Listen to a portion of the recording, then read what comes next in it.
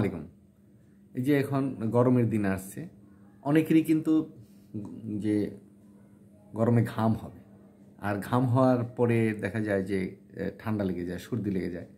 এবং এই সর্দিটা কারো হয়তো মানে সবার পর্যায়ে একটু কয়েকদিন পাতলা থাকে,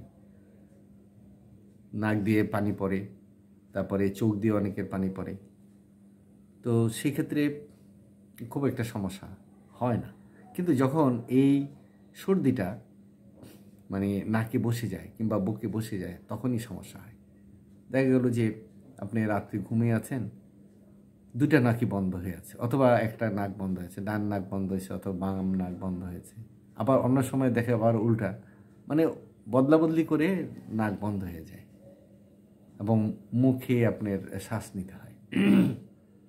তো এই যে এখন গরমকাল আসছে, এই গরমকালে যাদের ঘাম হওয়ার প্রবণতা থাকে, এই ঘাম থেকে দেখা যাবে অনেক সময় এরকম সমস্যা। অথবা দেখা যায় যে রৌদ্র থেকে এসছেন, এসে মানে ফ্রিজের পানি ঢকঢক ঢকঢক করে এক গ্লাস মেরে দিলেন কিংবা এক বোতল মেরে দিলেন, কিংবা রৌদ্র রৌদ্র রৌদ্রের মধ্যে আছেন, ওই কেউ আইসক্রিম বিক্রি দিতেছে, ওই আইসক্রিম খেয়ে নিলাম পটাপট এক দুইটা। এরকম যদি হয় তাহলে হবে কি, ঠান্ডা লেগে যায়। কারণ হঠাৎ গরম থেকে আপনি ঠান্ডাটা খাচ্ছেন, তখন ওই লাঙে ফুসফুসে আপনার সেটা ধরে যায়। তাই আপনাকে সবসময় খেয়াল রাখতে হবে, যত রৌদ্রই হোক কিছু হোক, আপনি ঠান্ডা জিনিস, বরফের জিনিস খাবেন না, অর্থাৎ ফ্রিজের জিনিস খাবেন না, ঠান্ডা জিনিস খাবেন না। ওই গরমের মধ্যে আপনাকে নর্মাল জিনিসটা খেতে হবে।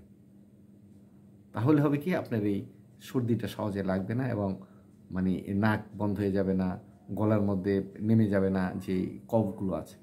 তো অনেক সময় দেখবেন যে সর্দি লাগার পরে অনেকে যে নাকে যখন বসে যায়, নাক যখন বন্ধ হয়ে যায়, তখন নাকের পশ্চাতে ভিতরের দিকে, নাকের একদম ভিতরের দিকে আপনার এই যে কফগুলো জমে, অনেক সময় আপনি উঠাতে যাবেন, উঠানে যাওয়ার পরে দেখা যায় গলাতে আপনি পড়ে যান। অনেকেই গলাতে নিয়ে তারপরে খক খক করে গলা দিয়ে মুখ দিয়ে এটা ফেলে দেয়।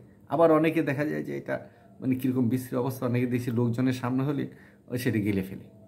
বুঝলেন, সেটা যার যার অভিরুচি কিংবা যার অবস্থার পরিপ্রেক্ষিতে হয়তো সে উঠতে পারে না, তখন কোথাও যেতে পারে না, কিংবা নামাজে দাঁড়িয়েছে কিংবা কলেজে ক্লাস করতেছে, স্কুলে ক্লাস করতেছে, তখন হয়তো এরকম হলো, তখন সে হয়তো ক্লাস ছেড়ে তো আর গিয়ে ওই থুতুটা কিংবা কফটা ফেলতে পারে না সেক্ষেত্রে।